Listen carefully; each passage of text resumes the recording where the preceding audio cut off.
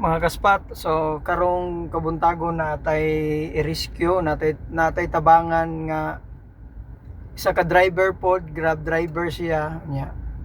Pareha pod nako. Nahutdan siya og gasolina kay ang iyang bayad sa pasahero credit man.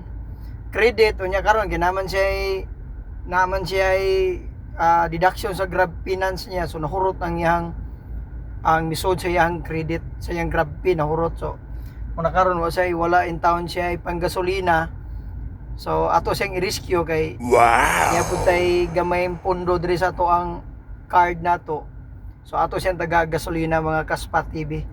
So mao ni kanang ato ang buhaton sa iya kay luoy po kayo taon mamasahero siya nya di na siya kabiyahe kay empty na iyang sakyanan, so nagkinahanglan siya og gasolina, so ato siyang paggasolinahan.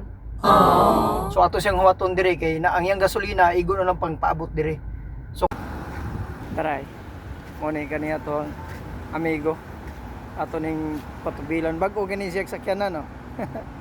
Sa ato ning patubilan kay luoy kayo. Ano din, naubsan ka? Hindi.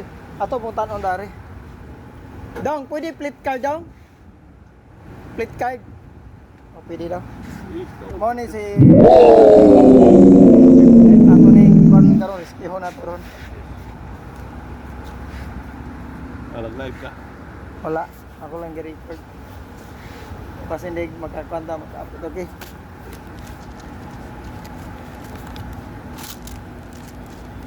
Wala yung sukog check da? Bago? Oo. Ha? Chatan na ka na ni Grab. Baba? Ang tagaan ka. Baba? Yang naiso. Na, lady na daw. Tara, ato na taon siyang natagaan o gasolina. Biyahe na yung taon to. Bago lang to siya gasugod og drive. Bago yung unit. So muna. Biyahe na naron siya. Yang income karong buntaga gihurot ra kuha sa iyang Grab Finance nga loan ba. Loan pa.